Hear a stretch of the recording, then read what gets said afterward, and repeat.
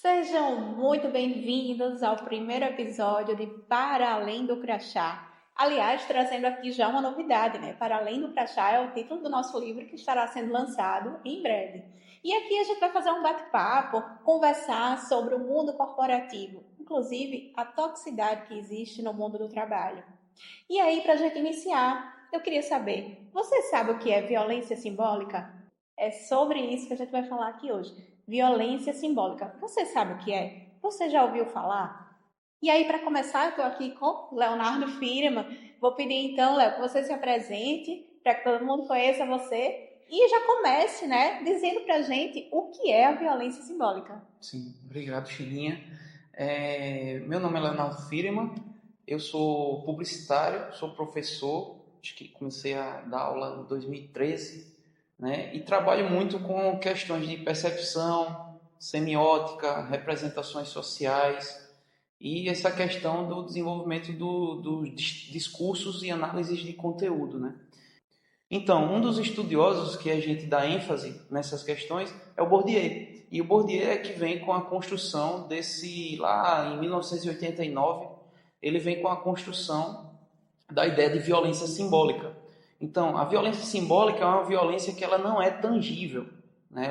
Você não consegue perceber ela por um efeito danoso físico, né? É uma coisa mais psicológica, um dano mais subjetivo, que muitas vezes se torna invisível aos nossos olhos, invisível ao nosso dia a dia, né?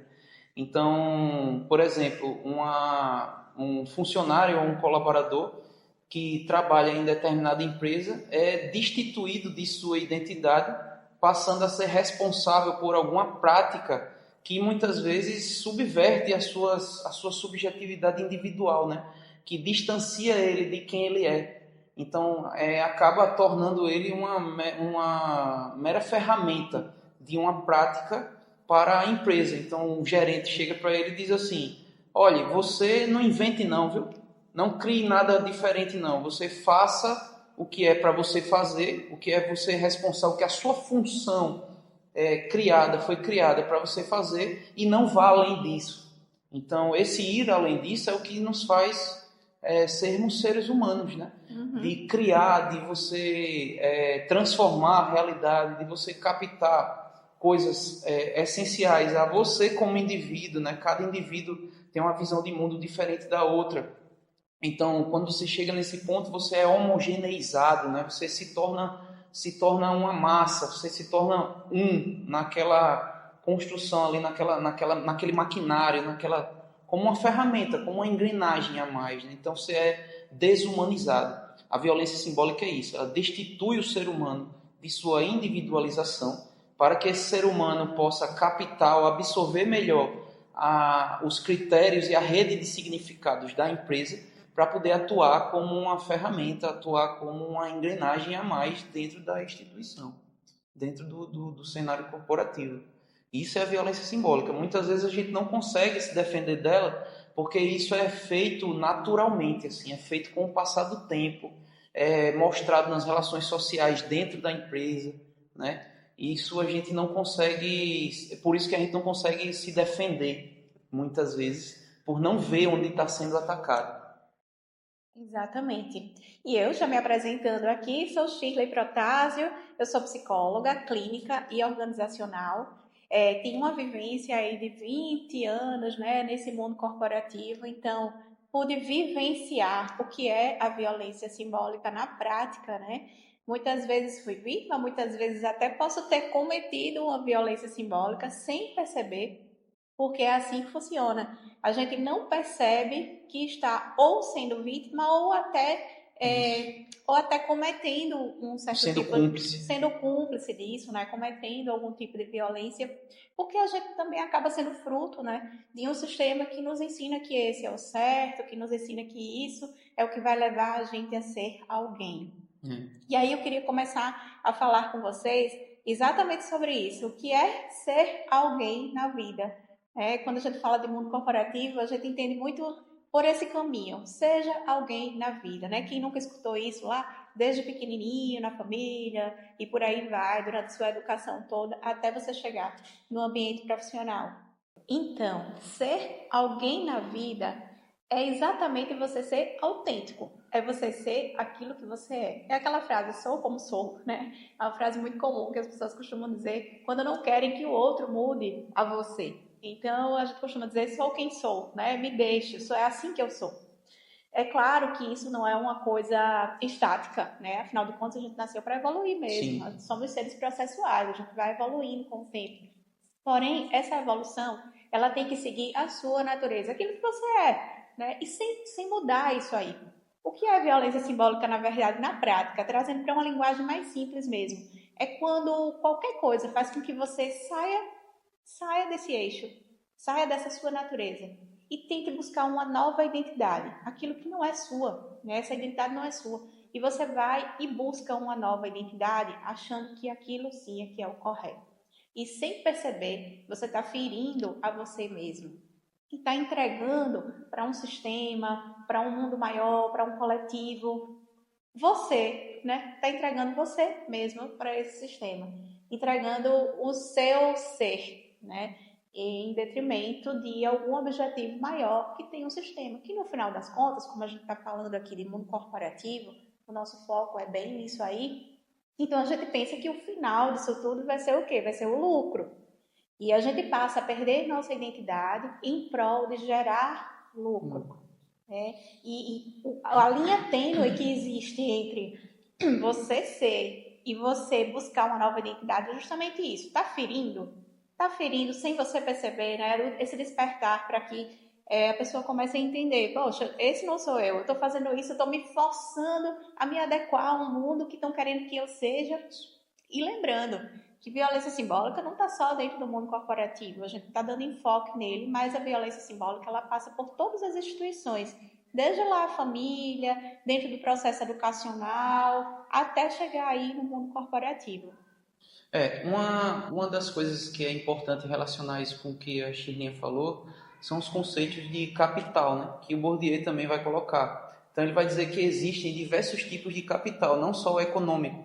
Ele vai dizer que existe o capital cultural, o capital social e o capital simbólico. O que a gente está falando da violência simbólica é porque ela fere determinados capitais do indivíduo. O que seria o capital social? São todos aqueles indivíduos que você conhece, aquelas relações sociais que você estabelece, né? Relações sociais de família, como você bem falou, de família, de amigos, que a gente vai estabelecendo no decorrer da vida. O capital cultural são todas as formas de cultura que a gente absorve durante esse processo da vida, né? Tipo artes, alguns esportes que a gente vem a fazer, coisas de que saem do ser humano, assim, que o ser humano produz e você assimila no decorrer da sua vida.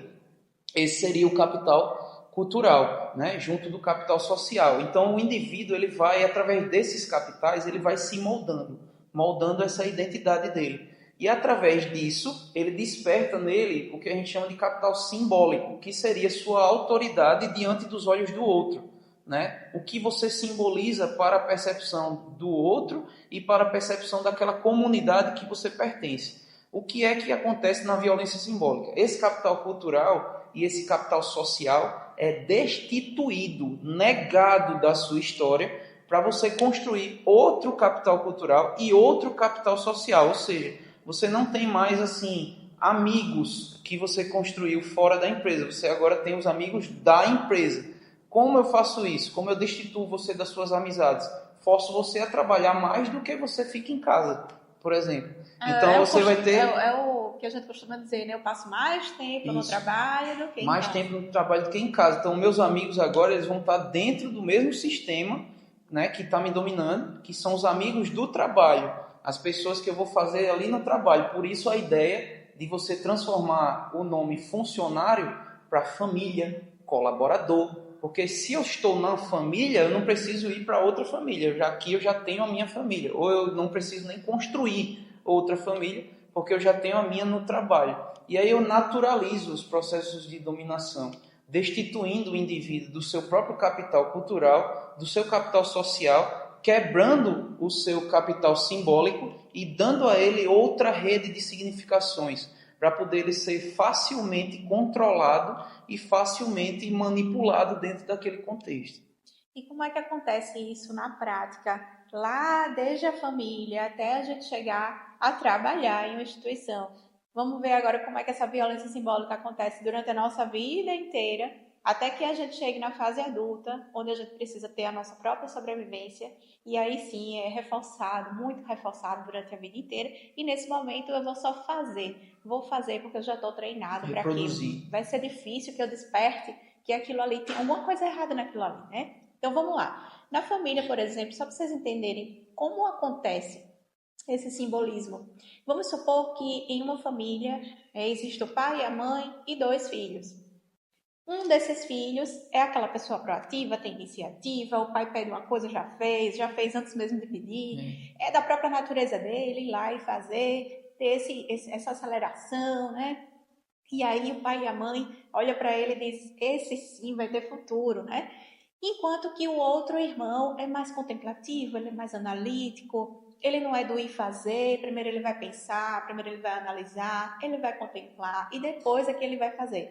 Então, na cabeça dos pais, essa diferenciação, um vai dar mais trabalho para ser alguém na vida do que o outro, que já tem esse perfil que é esperado lá na frente quando ele chegar no mundo corporativo. O que eu quero dizer com isso? Os dois vão ser alguém na vida. Tanto esse que tem o perfil proativo de iniciativa, quanto esse outro que é analítico, que é mais um ritmo mais lento, porque ele gosta de observar, ele gosta de analisar. Os dois serão alguém na vida. O que é que pode acontecer como violência simbólica aí, dando a comparação entre os dois? É pegar esse que é contemplativo, que é analítico, e tentar pegar a natureza dele, ferir, transformar através de símbolos. Símbolos o quê? Competência, eficiência, fazer que seja muito bonito ele mudar a natureza dele. E outra coisa, muitas vezes comparando com o irmão, né? Muito Seja comparando como com o irmão. o pai e a mãe fazem isso. Exatamente. Seja como o seu irmão, siga o exemplo do seu irmão, né? Isso é você destituir também simbolicamente, Exatamente. é você desconstruir a identidade de um para ser associada do outro. Exatamente. E o que é que acontece? Os valores ficam diferentes, né? Um vale mais que o outro.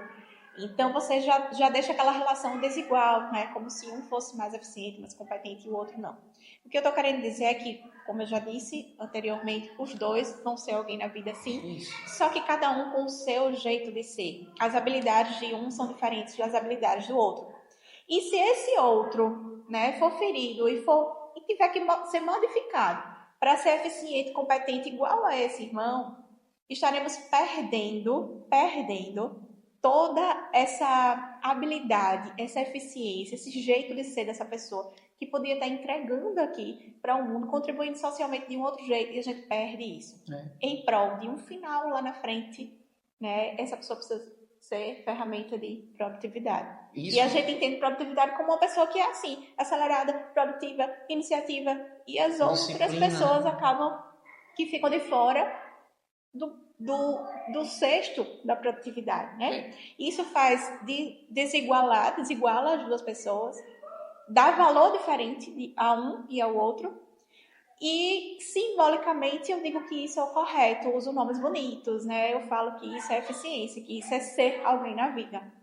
Então, toda essa simbologia aí é o que chamamos de violência simbólica, explicando agora como começa lá desde a família. Aliás, falando em família, eu quero dizer aqui para pais, mães ou responsáveis, as pessoas que estão aí educando, contribuindo para a formação, né, dessas crianças, que não é culpa do pai, da mãe, do responsável, não. É que todos nós estamos realmente dentro desse sistema. O que eu estou tentando dizer aqui é que a gente precisa parar e refletir, e que prestar atenção, né, nos perfis dos nossos filhos, entender como eles são e tirar deles o melhor e não um padrão, né, social lá já destituído, não. E o melhor naquilo que eles são melhores, não o que a gente percebe como melhor para ele. Exatamente, entender o que o seu filho é e deixar ele ser alguém na vida. Depois disso, essas mesmas crianças vão para a escola. E lá no ambiente educacional, como é que se dá então essa violência simbólica lá? Vou até trazer um exemplo específico aqui, um exemplo interessante. Eu estava assistindo uma reportagem, Léo, ontem, e aí eu estava vendo a história da Alcione, cantora Alcione. E lá na escola, antes mesmo dela ser profissional, cantora profissional, ela começou dando aula. E lá na escola ela dava aula a crianças, turmas de crianças. Como ela já tocava alguns instrumentos, ela começou a levar alguns instrumentos para essa sala de aula e ensinava os alunos tocando. O que aconteceu com ela por conta disso? Ela acabou sendo demitida da escola. O que é que eu estou querendo dizer com isso? A política educacional da escola não era utilizar música, arte, para que aquelas crianças aprendessem. Era o jeito tradicional de aprender. Qual é o jeito tradicional de aprender? É justamente esse padrão que a gente está falando aqui. É padronizar e não deixar que a pessoa saia desse padrão. Não deixar que a pessoa reflita, veja de outra forma, estimular outras habilidades, outros sentimentos. Como ela não se enquadrou nessa política escolar, o que teve que acontecer? Ela teve que sair. Ou ela se enquadrava nessa política, nesse direcionamento educacional que a escola tinha, ou ela não poderia fazer parte. Então, isso é violência. Por quê? Porque era uma professora cheia de habilidades, podendo também transformar vidas ali, Isso. né? Abrir a mente. Quer dizer, mais uma vez eu digo, Despertar a criatividade. e mais uma vez eu digo, quanta contribuição a gente perdeu nessa turma de alunos, porque a professora não podia fazer parte, porque ela não estava se enquadrando Isso. em um doxa, né, Léo? O que é Isso. doxa, Léo? Aí é a questão, nesse caso aí da Alcione, nesse exemplo que você colocou, é a censura sobre a subjetividade a partir da introdução de uma cultura organizacional, né? O que você falou dessa cultura da empresa, né? Cultura, você falou assim, foi? Isso, exatamente. E eles não tinham essa política educacional. A Não política podia cantar na educacional, escola, isso. dar aula cantando, tocando, era uma coisa assim, A política educacional inovadora. da empresa é o que Bourdieu vai chamar de cultura organizacional. Essa cultura organizacional é uma rede de significados que se impõe sobre a subjetividade do indivíduo. Essa imposição e essa cultura organizacional, essa rede de significados construído, o Bourdieu vai chamar de doxa.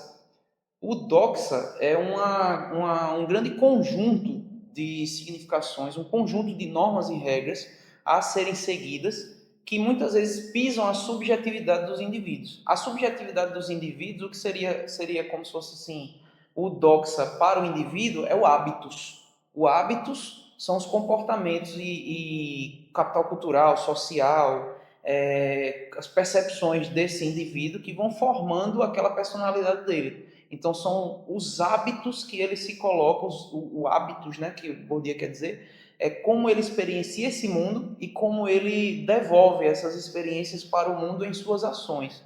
O doxa, ele é uma coisa constituída artificialmente nos propósitos e objetivos da empresa e ele censura esse hábitos do indivíduo. Então ele retira o capital social, retira esse capital cultural para que o indivíduo absorva o doxa, absorva o conjunto de significados, a rede de significações da empresa. Então, o colégio ele vai ter uma metodologia de ensino, uma ação pedagógica sobre a criança e sobre os próprios professores também, para retirar, censurar essa subjetividade e fazer com que esses indivíduos que estão ali, sejam alunos e professores, integrem esse capital cultural, esse capital ordenado, controlado pela instituição, né, para que ela possa produzir capital econômico suficiente para se manter dentro do nosso sistema, dentro do sistema vigente, que é o sistema capitalista. Exatamente. E lá, nesse próprio ambiente educacional, a gente pode ver também como muitas vezes a gente comete estimula essa desigualdade na turma. Aquele aluno que tira as melhores notas, que muitas vezes são alunos que têm um acesso maior à cultura, consegue viajar, consegue, né, abrir um pouco a mente com relação a isso. E às vezes ele consegue, pela condição dele, atingir uma nota maior, ou até mesmo porque cognitivamente ele tem mais facilidade de realmente atingir aquilo ali.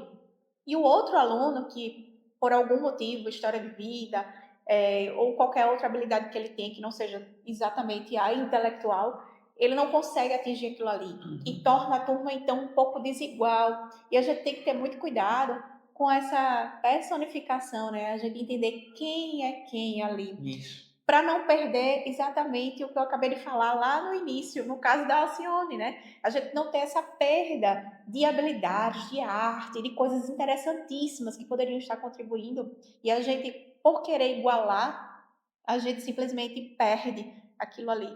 A pessoa que está sendo excluída perde, né? Porque perde sua identidade, e o mundo também perde, porque imagine a contribuição que não poderia, né, essa pessoa não poderia ter. A gente tem mais exemplos aí, quantos teóricos, filósofos, pessoas que ficaram aí para nossa história, que a gente até hoje lê sobre ele, e quando na época da escola era considerado Isso, um exemplo até ineficiente, ineficiente. Um né? exemplo que a gente tem histórico é o Albert Einstein, né? Que perdeu em matemática, assim, era um cara que não conseguia absorver o que era dado na época do colégio. O Einstein não era visto como um aluno ineficiente, como um aluno que não ia ser ninguém na vida, sabe? Aquela coisa que Não você ia ser falou. alguém, entende? É, e foi uma pessoa que defendia a ideia, inclusive, de que a imaginação é mais importante que o conhecimento, né? Porque o conhecimento ele pode ser doutrinado, ele pode ser colocado para você seguir passos, né? E se você tiver disciplina suficiente, você absorve. Mas o que faz quebrar um paradigma, quebrar um bloqueio, quebrar um padrão dentro desse conhecimento, né? É a imaginação, porque ela vai perceber coisas que as outras pessoas não estão percebendo. Ela vai furar esse bloqueio doutrinário para novas possibilidades. Então, por isso que inclusive ela vai nos limites do nosso cognitivo, né? Como é que você pode imaginar algo que você não consegue nem enxergar, né? Tipo, você delimitar o que é a gravidade e você não consegue nem enxergar ela, não é tangível, mas você tem a capacidade de imaginar que é uma rede que se forma no cosmos, que tem ondas, né? De acordo com esses sinais que você pega limitados à sua percepção como ser humano. Então a imaginação ela fura, né? Bloqueios, fura Ela vai além, limitações, né? ela vai Vai além. além. E essa imaginação é o que faz o ser humano criar. E essa criação é o que dá medo a esse sistema. Porque Exatamente. essa imaginação ela foge do controle, ela fura certas ferramentas de controle e de opressão. Ela despadroniza, ela quebra. É praticamente um ato de rebeldia. Então você precisa neutralizar isso e transformar a pessoa somente numa peça produtiva. Essa transformação, isso que ela está falando, é a violência simbólica, né, Isso, Léo? É exatamente. exatamente isso que é a violência simbólica. E o que é que acontece? Esses alunos aí que de repente não conseguiram chegar nesse ápice das notas e tal, o que é que vai acontecer? Ao invés de eles entenderem qual é o melhor deles, já que na nota não está conseguindo, então qual é o melhor deles? De repente não é a nota, é outra coisa. Ao invés de a gente fazer isso, a gente leva eles a começarem a se esforçar para tirar essa nota. Então eles deixam de ser quem eles são em prol de se esforçar para chegar naquela nota. Então Isso. passa a vida se esforçando para ser aquilo que ele não é. E a gente vai muito no gatilho. Tem um livro chamado As Armas da Persuasão, do Cialdini. Cialdini ou Chialdini, muita gente fala Chialdini, não sei como é que se pronuncia, mas é Robert Cialdini. Que aí ele vai falar que um dos gatilhos que a gente trabalha muito na sistematização desses conhecimentos, dessas doutrinas, é a aprovação social. Muitas vezes a gente quer, por exemplo, como nos exemplos que você falou, aquele filho que quer contemplar a aprovação social dos pais. Aquele exemplo que você disse, um é mais criativo, mais contemplativo, o outro é mais disciplinado e objetivo. Esse que está sendo excluído na aprovação dos pais, ele vai querer ser aprovado pelos pais e ele mesmo, muitas vezes sem nem ter pressão dos pais, ele mesmo vai se pressionar, se cobrar para poder se integrar naquela realidade que os pais aprovam. E muitas vezes o pai está dizendo assim, não, meu filho, seja quem você quiser, tá tranquilo. Mas mesmo o pai falando isso, a criança vai se cobrar para poder buscar ser igual ao irmão. Isso é o que acontece na corporação, dentro da empresa. Para Então, tipo, pertencer, né, Léo? é isso. Aí, então, tipo, muitas vezes nem é um gerente que está colocando uma pressão sobre você, uma pressão social, tipo, ele está em cima de você, faça assim, faça aquilo. Mas ao perceber as diferenças, as hierarquias, ao perceber que você não está se encaixando, você passa a se cobrar. Você sozinho passa a se cobrar, sem essa pressão. Óbvio que a pressão é pior, né? A pressão externa é pior. E as duas existem, não estou dizendo que só uma existe. As duas existem. Mas a mais violenta e agressiva, inclusive, é a que parte da gente.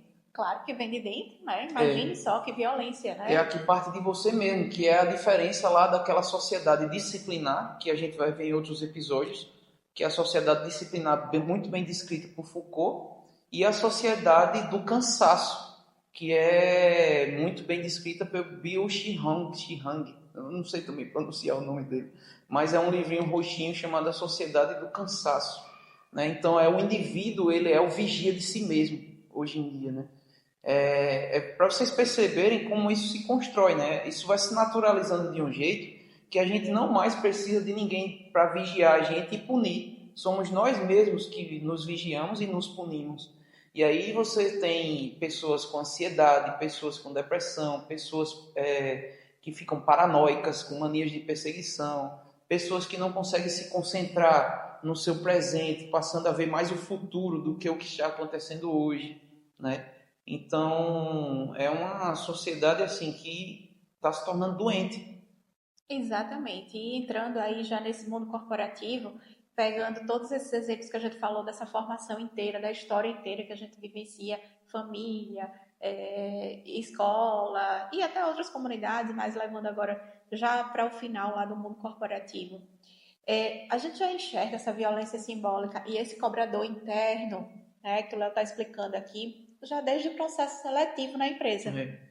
O processo seletivo, o que é que o processo seletivo faz? Ele vai dizer lá quais são os critérios e as pessoas precisam se enquadrar naquele critério para que elas sejam contratadas. Isso.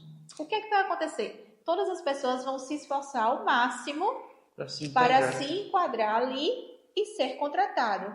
Mas nem sempre essas pessoas vão estar realmente enquadradas nesse critério. Elas podem ser diferentes, elas podem não concordar, mas por uma cobrança interna de fazer parte daquilo ali, a pessoa se esforça para se enquadrar e estar lá dentro. Existe um teste que é mais novo, que se chama Fit Cultural. Os candidatos costumam fazer esse teste para entender o quanto de percentual que ele está adequado àquela cultura empresarial ou não. Se ele não tiver o percentual que a empresa necessita, ele já sai do processo seletivo, ele já é eliminado ali mesmo. E aí, o que a pessoa faz, né? A pessoa não se contenta e diz assim, poxa, aquilo ali não era para mim, a empresa não condiz com o que eu penso, então realmente vou buscar uma outra coisa. Isso. Não, a pessoa se esforça para participar de um novo processo e conseguir se enquadrar ali. Para que aquele percentual aumente e eu consiga me enquadrar. O que é que eu estou fazendo com isso? Estou cometendo uma violência comigo mesma. Eu estou me transformando em algo que eu não sou. Eu estou me transformando na pessoa jurídica que aquela pessoa jurídica me pede para ser. Entende? E assim, a ideia de processo seletivo, a palavra, isso a gente vai ver em outro episódio que a gente vai falar um pouquinho de semiótica, que a gente vai passar a examinar o que a semiótica chama de signos, né? Que são as palavras, são os sinais que representam os significados. E a gente vai ver que a própria palavra seleção já antecede a exclusão. Exatamente. Então, tipo, você passar por um processo seletivo já fica aparente que você pode vir a ser excluído, né? Então, o próprio processo seletivo ele já segmenta, ele já exclui, ele já molda, ou você se molda ou você está excluído. E o que acontece, o que deriva desse processo é você se perceber como lixo, o que não serve, como que não se encaixa.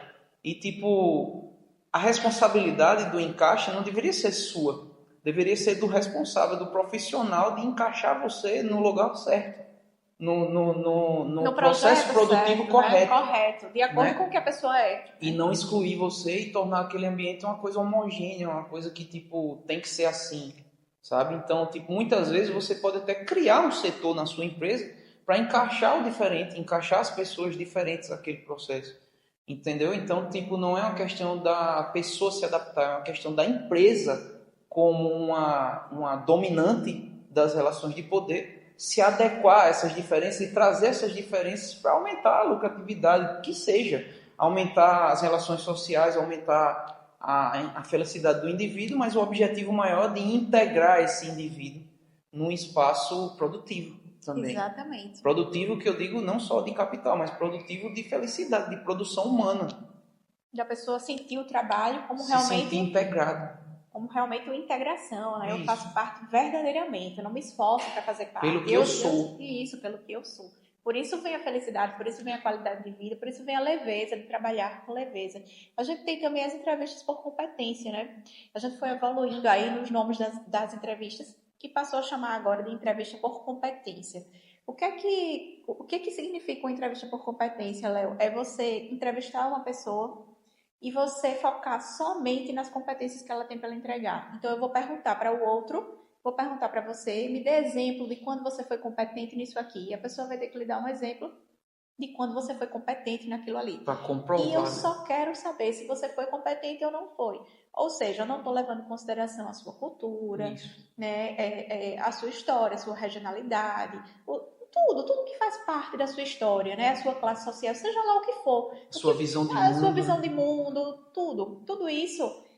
É ignorado. E eu quero deixar bem claro aqui, o símbolo disso é assim, não, a gente faz entrevista por competência, que é justamente para incluir as pessoas.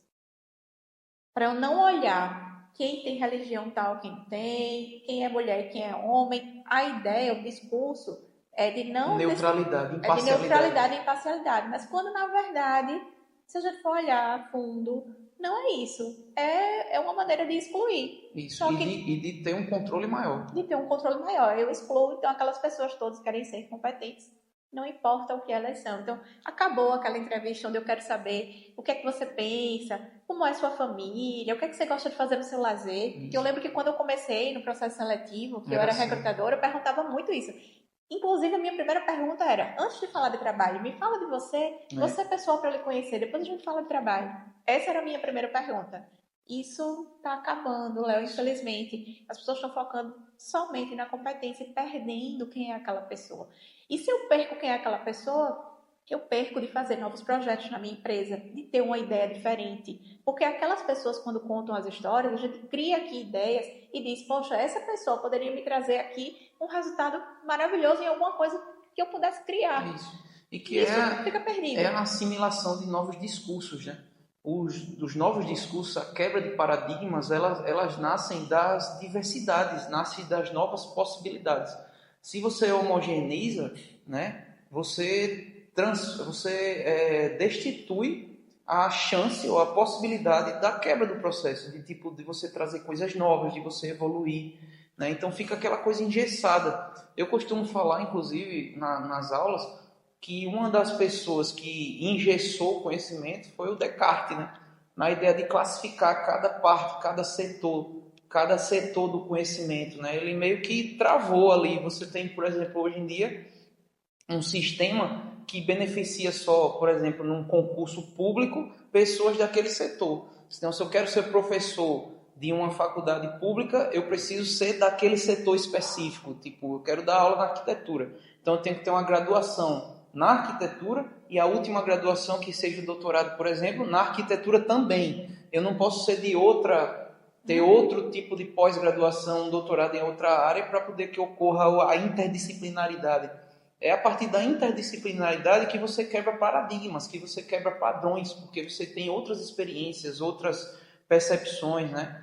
Então, essa subjetividade, quando ela é homogeneizada, ela passa a perder força de construção, força criativa, né? A gente vê, por exemplo, países como nos Estados Unidos, alguns países da Europa, que eles incentivam essa interdisciplinaridade, fazendo com que o estudante ele não só pague matérias na sua área, ele possa pagar matérias em outras áreas.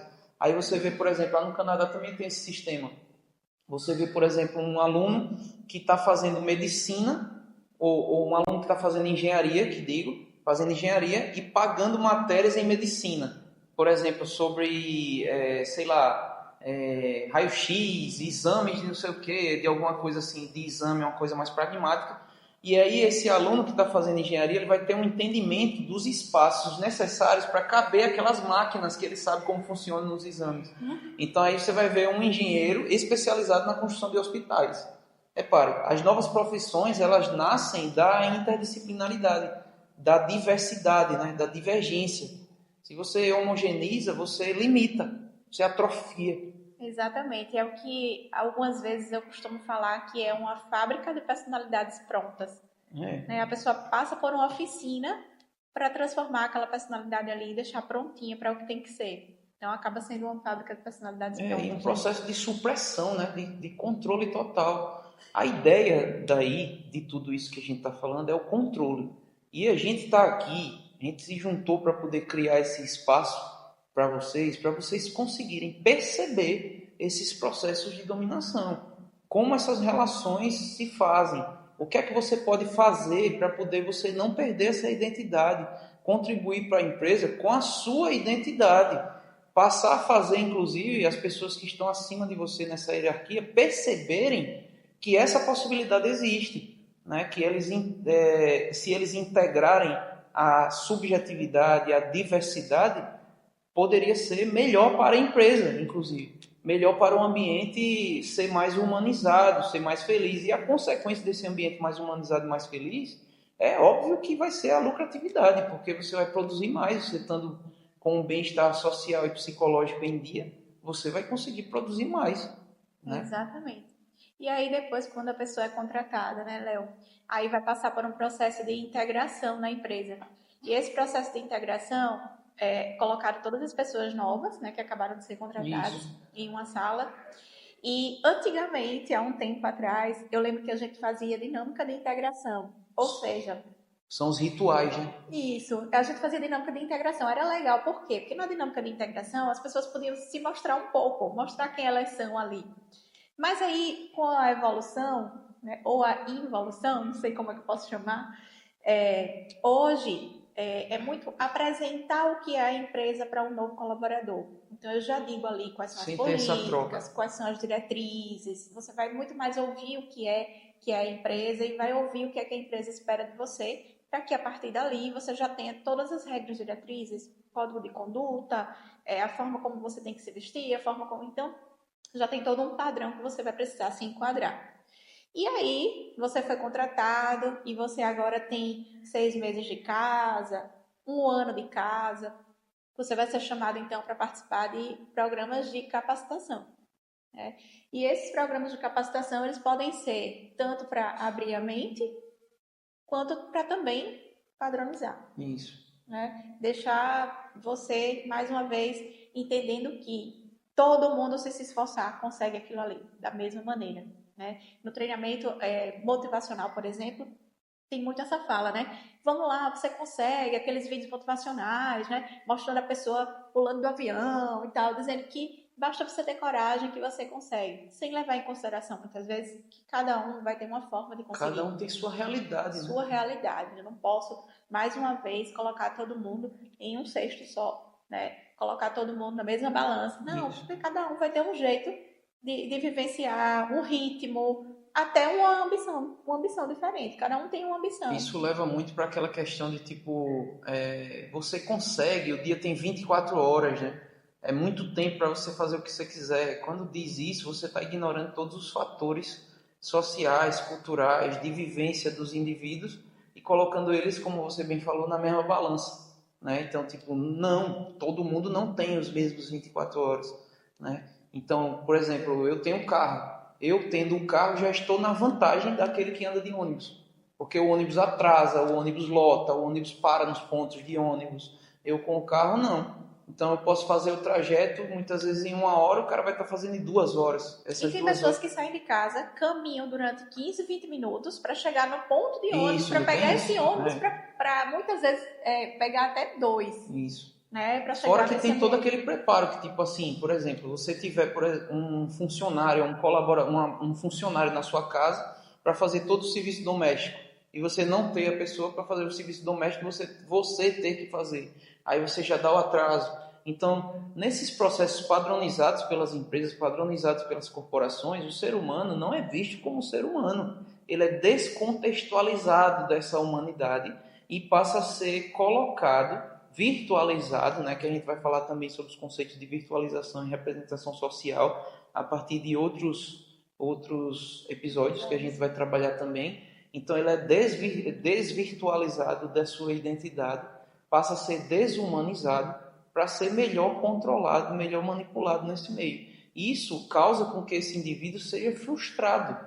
Eu não estou conseguindo. Ele passa a nem enxergar isso. Esses fatores que a gente está colocando aqui, que ele anda de ônibus, que ele não tem um colaborador, não tem um funcionário para poder fazer as tarefas de casa, ele não enxerga isso e enxerga só a derrota. Enxerga só tipo assim, meu Deus, eu não consigo, eu preciso me esforçar mais, né? Ele passa a não contemplar como é a sua vida, não contemplar como é do porquê de suas dificuldades e passa a ferir a autoestima, passa a ferir sua saúde mental, sua saúde psicológica, né? A sua vida passa a ser orientada pelo pensamento de derrota, de perda. Eu não sou capaz, eu não me encaixo, né? Esse sistema ele promove tanto essa questão de inclusão quanto essa questão de exclusão, que ainda é a mais forte. E eu queria chamar a atenção aqui para um assunto também bem interessante, a sedução da toxicidade, né? Isso. A toxicidade, ela pode ser muito sedutora.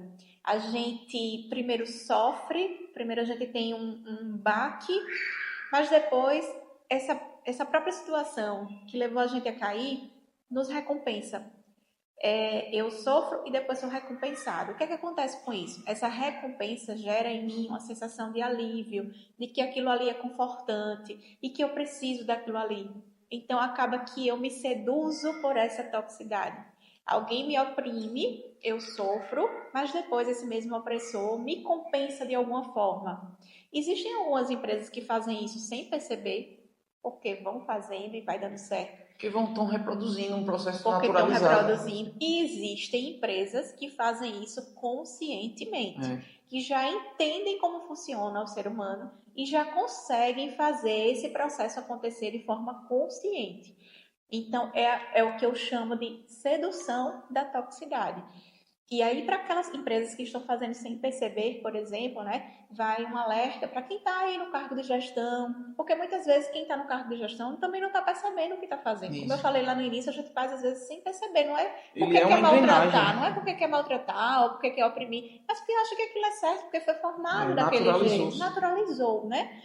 Então, essa é a ideia de despertar mesmo, né? Despertar e entender que, eu posso fazer diferente disso, eu não preciso oprimir tanto, eu posso fazer diferente, eu posso entender como a pessoa é, eu não preciso ferir a natureza daquela pessoa para que aquela pessoa me entregue alguma coisa. Pelo contrário, eu posso ver o que ela é, o que ela consegue me entregar e usufruir disso aí. Então, isso também é estratégia, né? Se a gente pensar direitinho, isso também é estratégia. Então, eu sei que a conversa está super interessante, essa discussão está, assim, uma beleza, né? Eu sei que muita gente queria que a gente passasse aqui horas falando, e a gente também queria fazer isso, né? Mas a gente vai precisar finalizar aqui. Para finalizar, eu queria, Léo, que você deixasse aí os seus contatos, suas redes sociais, para quem quer acompanhar você, seguir e acompanhar. Então, é Léo, _, né? Aí tracinho embaixo. Fireman ou Fireman, é F-I-R-E-M-A-N, Leo _ Fireman. Isso é o meu Instagram, né? Eu sempre estou postando conteúdos relativos a minhas aulas. Vou estar também postando conteúdos agora relativos a esses conceitos que a gente vai estar trabalhando aqui, para poder integrar com os nossos podcasts, os nossos episódios aí que a gente for fazendo para além do crachá. Tenho também um podcast em parceria com o canal Antenados, né, que tem no Instagram também deles aí, Antenados, que é o podcast O Código das Coisas, que eu estou fazendo aí com a minha amiga Amanda, que está aqui nos bastidores produzindo também o nosso podcast. E é isso, a gente vai estar sempre falando disso, sempre falando desses conceitos, trazendo autores para poder se defender dessas relações de poder, dessa sociedade do cansaço que a gente está vivendo, que a gente está vivenciando hoje em dia. Passar a dar um gás aí, dar mais energia para a gente enfrentar esses processos. E para me encontrar nas redes sociais é @ShirleyProtásio. Eu acredito que não tenha nenhuma outra com esse nome. Se vocês colocarem lá @ShirleyProtásio, vão me achar rapidinho. E vocês vão ver lá alguns links também com podcasts gravados, até sobre outros assuntos também. E algumas entrevistas que eu costumo dar sobre o mercado de trabalho. Vocês vão poder acompanhar lá. Tem um LinkedIn também, mas eu prefiro, que é o canal que eu mais utilizo, é o canal realmente do Instagram. Lá vocês vão poder, de lá, conhecer toda a minha história. E lembrando também que lá no meu canal do Instagram, vocês vão poder também agendar qualquer consulta que queira, porque eu também sou psicóloga clínica, então a partir de lá vocês também podem agendar as suas sessões, quando se sentirem, por exemplo, perdidos de si mesmo, né? Que é o que eu mais recebo lá no meu consultório.